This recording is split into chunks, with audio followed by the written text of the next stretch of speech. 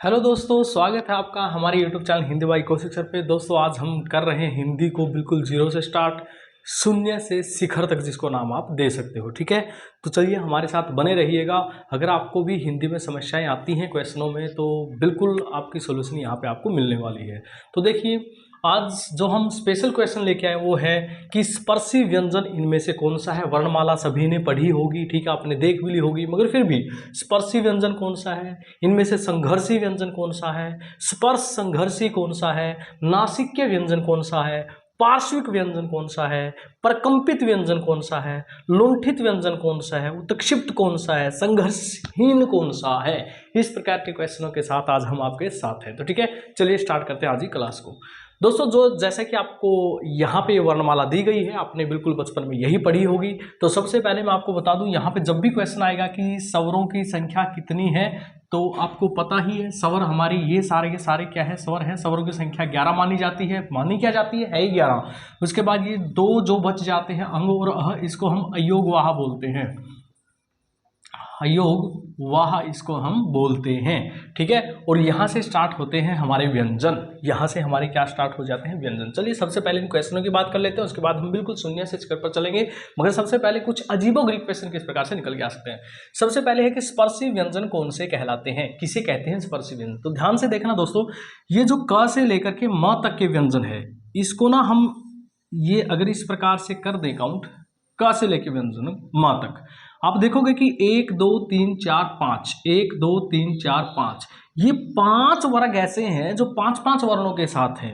देखिए, ये क वर्ग है, ये च वर्ग है, ये ट वर्ग है, ये त वर्ग है, ये प वर्ग है। आप कहोगे सर ये आपने क्या बोल दिया क वर्ग। देखिए, जो इनका पहला वर्ण है वो मैंने यहाँ पे लिख लिया और उसके बाद इसको वर्ग नाम दे दिया, वर्ग। ठीक है, अर्थात क वर्ग का मतलब है क वाली ये जो लाइन है वो 5 वर्ण है इसमें। अब इसका पहला वर्ण क्या है, च, और इसको नाम दे दिया च वर्ग, तो इसको च वर्ग कहा जाता है। इसको तो वही ट वर्ग बोल देंगे, तो इसको वही त वर्ग बोल देंगे, और इसको वही प वर्ग बोल देंगे। अब यहाँ से बहुत सारे क्वेश्चन निकल के आए। पहली बात तो हिंदी वर्णमाला में कितने वर्ग हैं, 5 वर्ग हैं जी। 1 2 3 4 5, कवर्ग चवर्ग टवर्ग तवर्ग पवर्ग, 5 वर्ग है।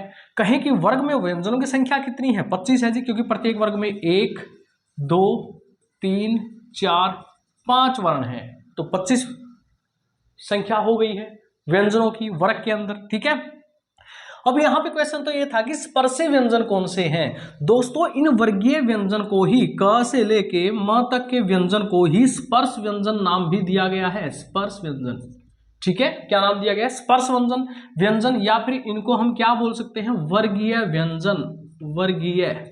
वर्गीय व्यंजन या स्पर्श व्यंजन हम इनको बोलते हैं। स्पर्श व्यंजन क्यों बोलते हैं, क्योंकि जब हम इनका उच्चारण करते हैं क ख ग घ अंग, तो हमारी जीवा किसी न किसी वाग अवयव के साथ स्पर्श कर देती है, इसलिए इनको स्पर्श व्यंजन कहा जाता है। और इन्हीं को स्पर्श के साथ साथ स्पर्शी व्यंजन भी कहा जाता है, स्पर्शी व्यंजन। तो 3 नाम इसके हो गए हैं। नंबर 1 स्पर्श व्यंजन, स्पर्श। नंबर 2 स्पर्शी व्यंजन भी इसको हमने नाम दे दिया। ठीक है, नंबर 3 वर्गीय व्यंजन भी इसको नाम दे दिया।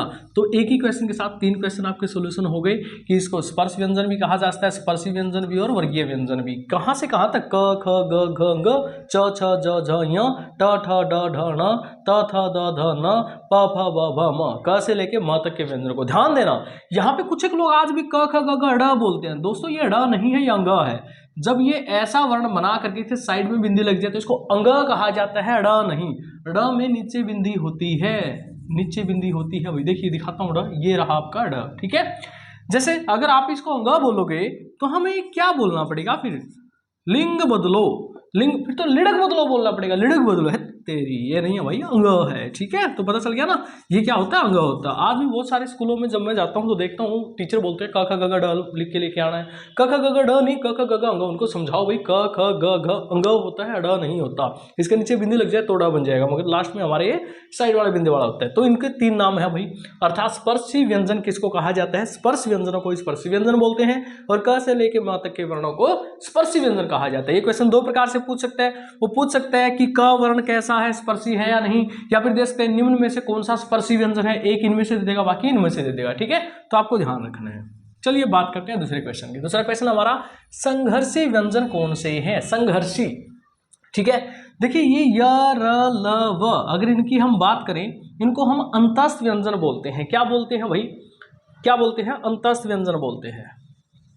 ठीक है, थोड़ा सा एक बार मैं इनको ऊपर लिखूंगा, एक बार इसको आप लिख लीजिए, स्क्रीनशॉट ले लीजिए, उसके बाद हम ले लिया हुआ स्क्रीनशॉट मेरे ख्याल से, इसको रफ कर देते हैं एक बार, ताकि यहाँ पे जगह हमारे लिए बनती रहे प्रत्येक टॉपिक को क्लियर करने के लिए। हमने कहा था जी संघर्षी व्यंजन कौन से हैं? संघर्षी व्यंजन, अगर हम इन 4 वर्णों की बात करें, य र ल व, इन 4 वर्णों की बात करें, इन 4 वर्णों को अंतस्थ व्यंजन भी तो कहा जाता है। आपने पढ़ा था अंतस्थ, है ना। और इन 4 वर्णों के बाद जो वर्ण आते हैं ना, वो आते हैं श, श, स, ह। ये 4, ये मैंने नीचे लिखे हुए हैं बट शायद नहीं दिखाई देगा आपको स्क्रीन पे, इसलिए मुझे यहाँ पे लिखने पड़ेंगे। इनको हम बोलते थे कौन से? ये तो हमारे अंतस्थ व्यंजन थे, और ये हमारे कौन से थे? ऊष्म व्यंजन। इनको हम बोलते आए हैं बचपन से ही। ऊष्म व्यंजन क्यों बोलते हैं? क्योंकि जब हम इन वर्णों का उच्चारण करते हैं तो मुख से ज्यादा मात्रा में ऊष्मा बाहर निकलती है, ठीक है, इसलिए हम इनको ऊष्म व्यंजन बोलते हैं। भाई ऊष्मा ज्यादा मात्रा में निकली क्यों है बाहर? मेन बात तो ये है, इन वर्णों को बोलने में क्यों नहीं निकली, इन वर्णों को बोलने में क्यों नहीं निकली, इनको बोलते समय ही ज्यादा मात्रा में क्यों निकली कि इसको ऊष्म कहा जाने लगा? भाई क्योंकि जब हम श श श का उच्चारण करते हैं तो हमारी तालु और हमारी जीवा आपस में टच कर जाती है, उसके बीच से हवा रगड़ करती हुई बाहर निकलती है, और जब हवा दोनों के बीच से रगड़ करती हुई, तालु और जीवा के बीच से हवा रगड़ करती हुई बाहर निकलेगी तो घर्षण पैदा होगा, और ओब्वियसली घर्षण से ऊष्मा पैदा होती है, ठीक है, इसलिए इनको ऊष्म व्यंजन कहते हैं। मगर अभी अभी मैंने कहा कि घर्षण से ऊष्मा पैदा होती है, घर्षण करती हुई हवा बाहर निकली है, तो घर्षण में क्या करते होता है? संघर्ष होता है, टकराव होता है, एक प्रकार से एक सरफेस दूसरे सरफेस पर टकराता है, इसीलिए इन वर्णों को संघर्षी व्यंजन भी कहा जाता है। संघर्षी व्यंजन, ठीक है। तो ऊष्म व्यंजन भी इनका नाम है और संघर्षी व्यंजन भी इनका नाम है। कौन से वर्णों का? श, श, स, ह, इनको संघर्षी व्यंजन भी कहा जाता है। क्लियर? जल्दी से लिख लीजिए, इसको स्क्रीनशॉट लीजिएगा। संघर्षी व्यंजन ले लिया होगा स्क्रीनशॉट आपने। चलिए मैं थोड़ा सा इसको रफ कर देता हूं। अब जिसका बारी आएगी उसको यहीं पे रख लेंगे, उसको कटघरे में बुला लेंगे, ठीक है। अब क्वेश्चन आया जी स्पर्श संघर्षी कौन से? फिर 2 तो आपने सोल्यूशन कर दिए, तीसरा स्पर्श संघर्षी क्या हुआ? तो दोस्तों मैं बताता हूं, हमारे पास जो ये वर्गीय व्यंजन है कुछ च, छ, ज, झ, इनको स्पर्श संघर्षी व्यंजन भी कहा जाता है। स्पर्श संघर्ष, स्पर्श क्यों? क्योंकि स्पर्श वर्णों में है, इनका नाम स्पर्शीय व्यंजन भी था, स्पर्श व्यंजन भी था। संघर्षी क्यों? क्योंकि जब हम च, छ, ज, झ को बोलते हैं तो सेम प्रक्रिया यहां से दोहराई जाती है। जब हम बोलते हैं च तो हमारी जीव और हमारा तालु दोनों आपस में टच कर जाते हैं, और जो जीवा है ना वो तालु के साथ संघर्ष करके बाहर आती है। अच्छा, एक तो हवा अगर बाहर आएगी तो ऊष्मा ज्यादा मात्रा में बाहर निकलेगी तो उसको ऊष्म व्यंजन बोल दिया जाएगा, है ना। अब इसको ऊष्म क्यों नहीं बोला गया? संघर्ष तो हुआ है, क्योंकि जी संघर्ष किया है जीवा ने, संघर्ष किया है जीवा ने। हवा ज्यादा मात्रा में गर्म बाहर नहीं आई, क्योंकि हवा संघर्ष करती है, हवा ज्यादा मात्रा में ऊष्म होती, तो जीवा ने संघर्ष किया है, इसलिए इनको स्पर्श, स्पर्श जीवा ने किया था ना तालु के साथ, स्पर्श संघर्षी कहा जाता है। च, छ, ज, झ को। तो ये है हमारे स्पर्श संघर्षी। बच्चे कई बार गलती कर देते हैं, लगभग खासकर टीचिंग एग्जाम में। दोस्तों देखिएगा, अभी आपका रीट आने वाला है, बहुत ज्यादा संख्या में भर्तियां हैं, एचटेट आने वाला है, और सीईटी हरियाणा में खासकर आने वाला है। एचटेट की बात करें तो 10, 11, 12 कभी भी हो सकता है जनवरी को, और सीईटी की बात करें जनवरी फरवरी में कभी भी हो सकता है। उसके बाद आपका रीट भी आपको पता है बिल्कुल सिरे पे है, ठीक है। तो एक एक क्लास देखना, हिंदी में एक भी नंबर नहीं घटेगा, ओके। तो इनको स्पर्श संघर्षी क्यों? क्योंकि स्पर्श थे मगर संघर्ष से आए हैं, तो इनको इन 4 वर्णों को हम स्पर्श संघर्षी वर्ण बोल सकते हैं। ध्यान देना, कई बार पूछा जाता है संघर्षी व्यंजन कौन से हैं, तो बच्चे कंफ्यूज जाते हैं, संघर्षी तो वो थी जी, मगर ये स्पर्श संघर्षी और ये संघर्षी, दोनों में अंतर है। संघर्षी तो है मगर कौन से वाला हिस्सा स्पर्श में से कौन सा है, तो ये हम बोल रहे हैं ये वाला, ठीक है। तो चलिए जल्दी से स्क्रीनशॉट ले लीजिए, उसके बाद पढ़ते हैं नेक्स्ट टॉपिक को जल्दी से। चलिए उसके बाद हम बात करते हैं कि नेक्स्ट क्वेश्चन है जी हमारे पास, सॉरी नीचे गिर गया डस्ट हमारा। नासिक्य व्यंजन कौन सा है? नासिक्य व्यंजन कौन सा है? दोस्तों जब मैंने ये प्रण दिया कि एक हिंदी में 0 से शिखर की एक क्लास बनाऊंगा, एक बैच ऐसा बनाएंगे, फ्री में डालेंगे बच्चों के लिए, तो कुछ एक लोगों ने कहा था कि आजकल तो डिजिटल बोर्ड का जमाना है जी, डिजिटल बोर्ड वाली क्लास चलती है। तो मेरे एक मित्र ने मुझे ये कहा कि सर डिजिटल बोर्ड, एक्चुअली वो मेरा स्टूडेंट भी है, उसने कहा सर डिजिटल बोर्ड का जमाना कुछ नहीं होता, कंटेंट अगर आपका अच्छा है तो बेशक कॉपी में पढ़ा दो वो भी लोग देखेंगे, उसको भी लोग समझेंगे और उसकी भी कदर करेंगे, और अगर कंटेंट अच्छा नहीं है तो डिजिटल बोर्ड भी क्या कर लेगा। ठीक है, तो यहाँ पे हो सकता है आपके लिए व्हाइट बोर्ड यूज किया जा रहा हो, मगर व्हाइट बोर्ड यहाँ पे ना बस इस चीज में कोताही बरती जा रही है, कंटेंट में कोई कोताही नहीं है, बाकी आप देख के बता भी दोगे। नेक्स्ट क्वेश्चन है हमारा, नासिक्य व्यंजन कौन सा है। चलिए इस क्वेश्चन पे आए हैं, नासिक्य। अब नासिक्य की बात करते हैं। देखिए नासिक्य का मतलब वो नहीं होता कि नौ सिखिया, नया नया सीख रहा है। नासिक्य का मतलब है ऐसा वर्ण जिसको नाक के द्वारा बोला जाता है, उच्चारण स्थान के आधार पर नाक के द्वारा बोला जाता है। तो दोस्तों मैं बता दूं, ये क वर्ग है, ये च वर्ग, ये ट वर्ग, ये त वर्ग, ये प वर्ग, प्रत्येक वर्ग का जो पंचम वर्ण है, पांचवा वर्ण है, ये नासिक्य वर्ण होते हैं। जब इनका हम उच्चारण करते हैं तो इनकी ध्वनि वर्ग के अनुसार भी, उच्चारण स्थान के अनुसार निकलती है, मगर नासिका से भी इनकी ध्वनि निकलती है। 75% ध्वनि तो नासिका से ही निकलती है। तो हमारे पंचम वर्ण अंग, य, ण, न, म, ये 5 के 5 जो वर्ण हैं ये नासिक्य वर्ण कहलाते हैं। ध्यान रखना, इनको नासिक्य के साथ साथ पंचम वर्ण भी कहा जाता है। पंचम वर्ण कौन से हैं, क्योंकि प्रत्येक वर्ग के 5वें वर्ण है। ध्यान रखना, नासिक्य के साथ साथ पंचम वर्ण का भी इनको नाम दिया जाता है। ठीक है, तो कौन कौन से हुए, अंग, य, ण, न, म, कौन कौन से, अंग, य, ण, न, म। क्लियर, ये था हमारा क्वेश्चन नासिक्य। अब बात करते हैं पार्श्विक व्यंजन कौन सा है जी। इनमें से पार्श्विक व्यंजन कौन सा है, ऐसा कौन सा व्यंजन है जिसको पार्श्विक कहा जाता है, जल्दी से उतारिएगा इसको। बात करते हैं नेक्स्ट क्वेश्चन के साथ। चलिए जी, पार्श्विक की बात कर लेते हैं। उतार लिया होगा आपने, स्क्रीनशॉट ले लिया होगा। अभी बात करते हैं पार्श्विक। ये पार्श्विक क्या है। अच्छा मुझे बताइएगा, हम कर रहे हैं पार्श्विक की बात, क्या आपको पता है पार्श्विक का मतलब क्या होता है। तो पहले जान लीजिए मतलब क्या होता है, फिर शायद आपको जल्दी से पता चल जाए। ऐसा वर्ण जिसको उच्चारण करते समय जो हवा है ना जीभ के पास से निकल जाए, पार्श्विक वर्ण। ठीक है, अच्छा इसके कई मीनिंग है, पहले मैं आपको बता दूं। हमारे पास एक ये वर्ण थे, य, र, ल, व, अभी अभी जिक्र हुआ था इनका, य, र, ल, व, है ना, पहले लिख दिए थे, उसके बाद मैंने शेष और इसमें से जो ये ल वर्ण है ना, इसको पार्श्विक वर्ण कहा जाता है। दोस्तों इस ल वर्ण को क्या कहा जाता है, पार्श्विक वर्ण कहा जाता है। क्योंकि जब ल हम बोलते हैं तो वैसे तो इसका उच्चारण स्थान के अनुसार देखा जाए तो मसूढ़ा, कुछ लोग बोलते हैं इसका उच्चारण स्थान है, कोई कुछ बोलता है दंतमूल, जिसको हम मसूढ़े को दंतमूल कहा जाता है, क्योंकि मसूढ़ा शब्द लिखा नहीं मिलता, दंतमूल लिखा मिलता है। ठीक है, मगर जब हम इसका उच्चारण करते हैं तो हम देखते हैं कि बिल्कुल दांत के साथ टच नहीं होता, दांत के मूल अर्थात जड़ के साथ टच होता है। तो जो जीवा जब हमारे दांत के मसूढ़े के साथ, अर्थात जब जिस दांत के मसूढ़े के साथ टच करते हैं तो हवा उसके पास से बिल्कुल निकल जाती है, इसलिए इसको पार्श्विक वर्ण भी कहा जाता है। ध्यान रखना, ल को पार्श्विक वर्ण कहा जाता है। ल अकेला ऐसा वर्ण है जिसको पार्श्विक कहा जाता है। ठीक है, तो ये रहा हमारा पार्श्विक व्यंजन। उसके बाद है परकंपित व्यंजन कौन सा है जी, जल्दी से इसको लिखिएगा, बताते हैं अभी। ठीक है, ये लिखिएगा भाई। अभी हम बात करते हैं र की। र हमारा ऐसा वर्ण है जिसको क्या परकंपित व्यंजन कहा जाता है, परकंपित व्यंजन कहा जाता है। और र को परकंपित के साथ साथ र को लुंठित वर्ण भी कहा जाता है, लुंठित वर्ण भी कहा जाता है। ठीक है, लुंठित वर्ण, मगर ध्यान रखना र अकेला ऐसा वर्ण है। कई बार क्वेश्चन आ जाता है कि हिंदी वर्णमाला में ऐसा कौन सा वर्ण है जो बिना पाई का है, कौन सा ऐसा व्यंजन है जो बिना पाई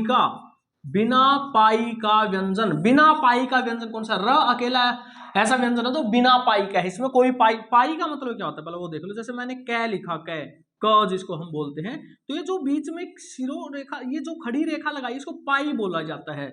जब हम ल लिखेंगे तब भी लगेगी, जब हम च लिखेंगे तब भी लगेगी, जब हम ट लिखेंगे तब भी लगेगी, मगर र में कोई पाई नहीं आती, तो इसलिए र जो है बिना पाई का वर्ण है। और र के अकेले के बहुत सारे नियम हैं जो आपके पेपरों में भी आते हैं, जैसे आशीर्वाद शब्द शुद्ध कैसे लिखा है, सारे के सारे हिस्से इसके नियमों पे काउंट होंगे। अब नियमों को भी पढ़ेंगे आगे डिटेल से, बिल्कुल एक भी क्वेश्चन नहीं छोड़ेंगे, मगर फिलहाल के लिए आप इसको दो नाम रख सकते हो, लुंठित परकंपित, इसके नाम लुंठित परकंपित।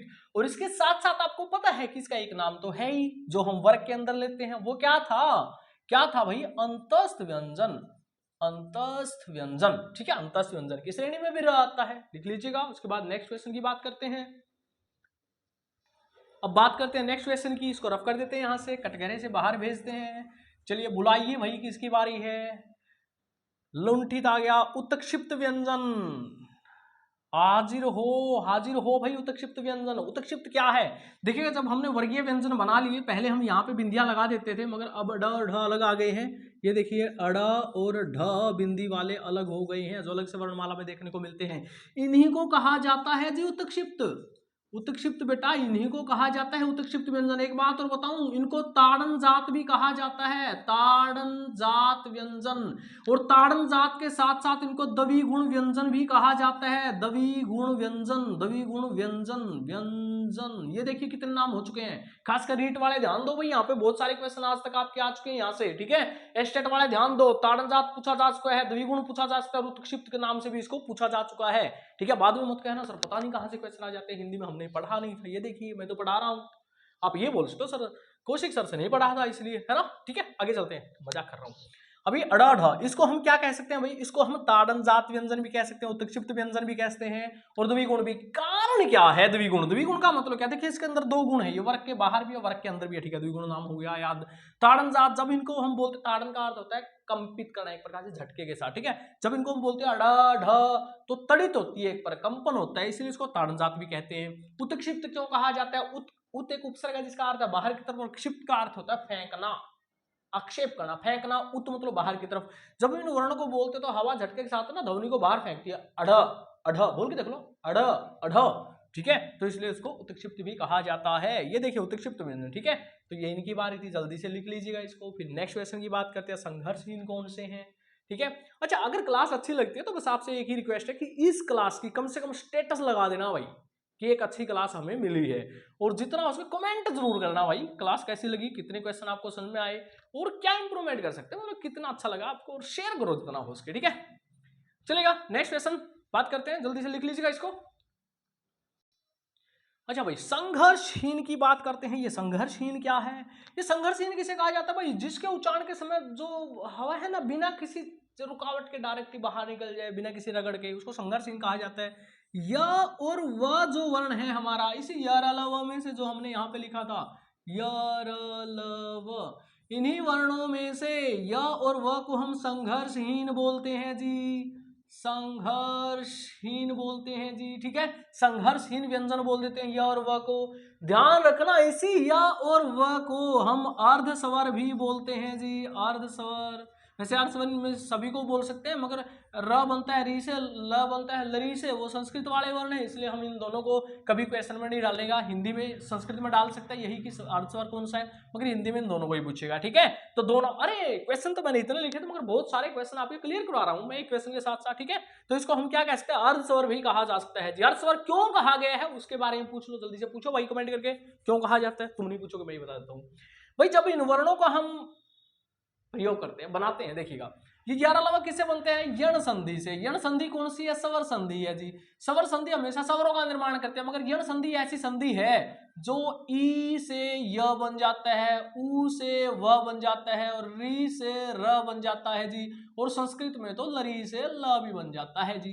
मगर इस लरी को छोड़ दो, क्योंकि हिंदी में है नहीं। तो य र व किससे बने हैं जी? स्वर से बने हैं, तो इसीलिए इनको स्वर से बने हैं ना, तो इसीलिए अर्ध स्वर कहा जाता है, क्योंकि बने स्वर से है व्यंजन, तो अर्ध स्वर क्यों ना बोल दिया जाए इसको, तो इसीलिए इनको अर्ध स्वर भी बोला जाता है। क्लियर? लिखिए जल्दी से। उसके बाद बात करते हैं नेक्स्ट क्वेश्चन की। चलिए भाई आगे क्वेश्चन देख लेते हैं। आगत वर्ण कौन सा है? आगत वर्ण कौन सा होता है जी? ध्यान देना भाई, हमारी जो वर्णमाला है, हमारी वर्णमाला से बाहर से अगर कोई भी वर्ण आएगा, इससे अलग कोई भी वर्ण आपको दिखाई देता है, ये वर्ण है आपके पास, इससे अलग कोई भी वर्ण आपको हिंदी शब्दों के अंदर दिखाई देगा, तो उसको हम आगत वर्ण बोलेंगे, कि वो आया है किसी दूसरी वर्णमाला से, हमारी वर्णमाला का तो है नहीं है, हमारी का नहीं है, तो उसको हम आगत बोल देंगे। जैसे ये ज, ये फ, ठीक है, ये वर्ण तो हमारे पास भी है, मगर ज के नीचे बिंदी तो नहीं है ना, फ के नीचे बिंदी तो नहीं है। अगर बिंदी वाले ज फ मिल जाए तो आगत वर्ण है जी। हमने तो ऐसा ऐसा वर्ण नहीं देखा, हमने तो बिना बिंदी के देखे थे ज और फ, तो ये आगत वर्ण है। और कहाँ से आया? फारसी से आए हैं जी। जैसे हम लिखते हैं नजर, नजर शब्द लिखते हैं, नजर, ये देखो ज के नीचे बिंदी लगती है, शुद्ध शब्द ये है नजर। पेपर में आ जाए कि दोनों में से शुद्ध शब्द कौन सा है, ये शुद्ध है या ये शुद्ध है, ये शुद्ध है जी, ये तो अशुद्ध शब्द है क्योंकि नजर लिखते वक्त नीचे बिंदी लगानी पड़ती है क्योंकि हमारा शब्द है ही नहीं है, ये तो विदेशज शब्द है क्योंकि हमारा शब्द तो दृष्टि है जी, दृष्टि है, ये तो विदेशज शब्द है। क्यों है विदेशज? क्योंकि इसका तो वर्ण ही आगत है जी, कहीं बाहर से आया है तो शब्द भी विदेशज हो जाएगा। ठीक है, अब मान लो अगर मैं लिखता हूँ दफ्तर, लिखता हूँ दफ्तर, दफ्तर, ये लो भाई फ के नीचे फिर बिंदी लग गई, अर्थात ये आगत वर्ण है तो शब्द भी क्या हो गया, विदेशज शब्द हो गया। ठीक है, विदेशज शब्द। अच्छा एक और दिखाता हूँ आपको, इंग्लिश का भी है ना, आप लिखते हो डॉक्टर, डॉक्टर, आप डॉक्टर लिखते हो तो ये जो ओ है आपका, हमारा ओ तो ये होता है, हम तो ऐसे लिखेंगे फिर डॉक्टर, मगर डॉक्टर लिखा कैसे जाता है, ऐसे, क्योंकि इंग्लिश का शब्द है तो ये भी विदेशी शब्द है, आगत वर्ण है यो। ठीक है, आगत वर्ण, हमारी वर्णमाला से अलग जो भी होगा वो आगत वर्ण ही तो होगा भाई। ठीक है, चलिए यहां तक समझ में आया होगा। अब बात करते हैं, बिल्कुल ब्रीफली बात कर लेते हैं। ठीक है, ब्रीफली बात कर लेते हैं कि ये जो स्वर है, ये जो स्वर है, इनको कितने भेदों में बांटा गया है, कितने भेद हैं इनके, कितने भेद हैं स्वर के, कितने भेद हैं? तो मैं कहूंगा जी 3 भेद हैं स्वरों के, तो स्वरों के तो 3 भेद हैं। स्वरों के कितने भेद हैं जी? 3 भेद हैं। नंबर 1 तो ह्रस्व स्वर, नंबर 2 दीर्घ स्वर, नंबर 3 प्लुत स्वर, 3 भेद हैं जी। मगर ये तो कोई बता दे कि स्वरों को 3 भेदों में किस आधार पे बांटा गया, आधार क्या है? ये तो सभी ने पढ़ाया कि स्वरों के 3 भेद है, हर्षव दीर्घ प्लुत, हर्षव दीर्घ प्लुत, हर्षव दीर्घ प्लुत। मगर किस आधार पे, भेद बनाने का आधार क्या था? किस आधार पे, किस आधार पे, किस आधार पे, आधार पर, या फिर मैं कहूं कि स्वरों को हर्षव दीर्घ और प्लुत किस आधार पर वर्गीकृत किया गया है? क्वेश्चन तो मेरा ये है। ठीक है, तो किस आधार पर वर्गीकृत किया गया है, वर्गीकृत किया गया है जी? मात्रा के आधार पर। किसके आधार पर? मात्रा। अब ये मात्रा क्या है? किसी भी वर्ण को, अच्छा मात्रा की परिभाषा लिखवा देते हैं, लिखो ध्यान से, किसी भी वर्ण को, किसी भी वर्ण को बोलने में, बोलने में लगने वाला समय, लगने वाला समय, किसी भी वर्ण को बोलने में लगने वाला समय क्या कहलाएगा? मात्रा कहलाएगा जी। अगर मैं इस वर्ण को बोलूंगा तो कम समय लगेगा, इसलिए मैं इसको हर्षव बोल दूंगा। अगर इस वर्ण को बोलूंगा ज्यादा समय लगेगा, इसलिए मैं इसको दीर्घ बोल दूंगा। दीर्घ का मतलब होता है बड़ा। ठीक है, और अगर मैं ऐसे अ लिख के उसके बाद 3 लिख दूं, अच्छा हिंदी वर्णमाला में ना, हिंदी में संख्या ऐसे लिखी जाती है 1 2 3 ऐसे लिखी जाती है, 3 ऐसे लिखा जाता है, जैसे आप छोटी बिछड़ी का जेड लिखते हो तो अ के बाद 3 लिख दिया, इसका मतलब ये प्लुत हो गया। अब इसको अ नहीं बोलना, अब इसको बोलना अ, अर्थात 3 गुना समय तक बोलना है। मात्रा मतलब समय, बोलने में लगने वाला समय, तो इसको थोड़ा समय देना था। अ, ये क्या है? अ, थोड़ा फालतू समय दे दो, ये क्या है? अ, क्यों? क्योंकि प्लुत स्वर है भाई, पीछे 3 लिखा हुआ है, तो ऐसे तो बोल नहीं सकते ए 3, ऐसे तो बोलेंगे नहीं। अ को 3 गुना समय तक बोलेंगे तो हम बोलेंगे अ। ठीक है, तो किस आधार पर बांटा गया भाई? मात्रा के आधार पर। ये क्वेश्चन तो आ जाए आपके सामने कि किस आधार पर बांटा गया। आ सकता आप पढ़ते थे हर्षव दीर्घ प्लुत 3 भेदों में बांटा गया, मगर किस आधार पर बांटा गया आपके सामने आ गया। चलिएगा आगे बात करते हैं। अभी यहाँ पे कुछ एक बच्चे बोलने वाले, सर आज आप जो पढ़ा रहे हो हमने पहली बार पढ़ा है, आज तक पढ़ा ही नहीं था, ये क्वेश्चन हमने देखे ही नहीं, हमें पता ही नहीं है क्वेश्चन भी निकल के आते हैं। ठीक है बेटा, इसीलिए तो एक बैच लेके आया हूं, ताकि कोई भी बच्चा अब ये बोलने वाला ना बच्चे, कम से कम जो मुझसे पढ़ रहे हैं कि सर हिंदी पता नहीं कहां से आई, पता ही नहीं चला रीट में कहां से आई, एस्टेट में कहां से आई। ठीक है, अब देखिएगा। अच्छा एक अगर मैं कह दूं कि अकारांत शब्द क्या है, अकारांत शब्द क्या है, निम्न में से अकारांत शब्द कौन सा है? अब अकारांत क्या होता है इसके बारे में जान लो भाई। अच्छा आप, मैं अकारांत में सबसे क्या लिखूंगा? अ, उसके बाद लिखूंगा कारांत।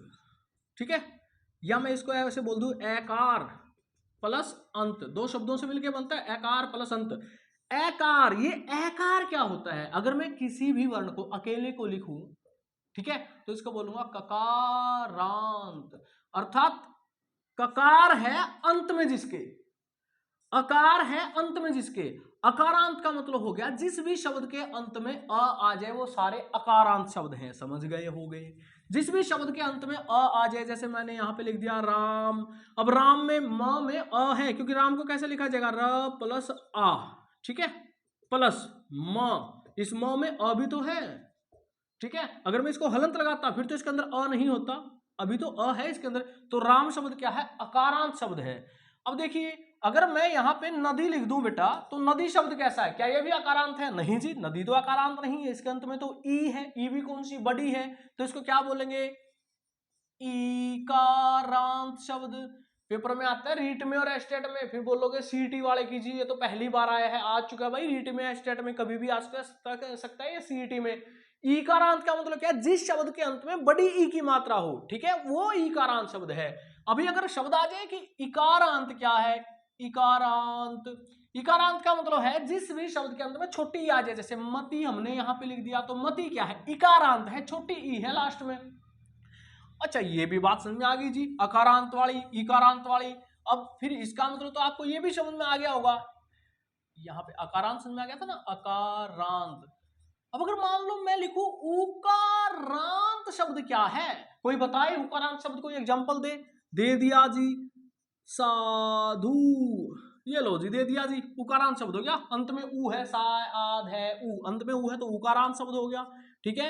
अर्थात जो भी शब्द यहाँ पे शुरू में है वही लास्ट में होना चाहिए। अब यहाँ पे लिख दूं मैं रीकारांत शब्द, बता दो जी रीकारांत, चलो रीकारांत लिख देता हूँ, रीकारांत, अरे आवाज भी नहीं चेक की आ रही है नहीं। रीकारांत शब्द क्या है, हम यहाँ पे लिख देंगे जी पितरी शब्द रीकारांत है, पितरी क्योंकि लास्ट में तो री है जी, री की मात्रा, ये रही री की मात्रा, तो पितरी शब्द क्या है, रीकारांत शब्द है जी, पितरी शब्द। तो ओके ठीक है भाई, देख लेते हैं रीकारांत है या नहीं, ऐसा है, बिल्कुल है, रीकारांत है, ठीक है। तो मेरे ख्याल से ये भी आपको समझ में आ गया होगा, ये स्टेट में और रीट में आ चुका है, पहले ही सीईटी में भी आ चुका है। जल्दी से कमेंट करो क्लास कैसी लग रही है, ठीक है, कमेंट करके जल्दी ठोक दो, कमेंट कर करके कैसी क्लास लग रही है।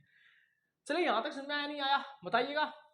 और ये पहली क्लास थी आपकी, ठीक है। आज उद्देश्य था कि आज से क्लास स्टार्ट करें, तो बिल्कुल क्लास बनाइए और बिल्कुल वार किया है क्वेश्चनों पे। ऐसा नहीं है कि मतलब बेसिक से एन आर आ मीम ली, अरे कौन पढ़ेगा भाई, सबको पढ़े हुए हैं, सबको पता है क्या नहीं है। हम डायरेक्ट क्वेश्चनों पे वार कर रहे हैं, जो क्वेश्चन आते हैं और उसका कॉन्सेप्ट के साथ बता रहे हैं कि इसको ऐसा क्यों कहा जाता है, ऐसा क्यों बोलते हैं, ठीक है। तो क्लास कैसे लगी जरूर बताना अंत में कमेंट करके, और भाई अच्छी लगे तो स्टेटस में लगा देना व्हाट्सएप पे, ठीक है, ताकि और भी बच्चे फायदा उठा सकें।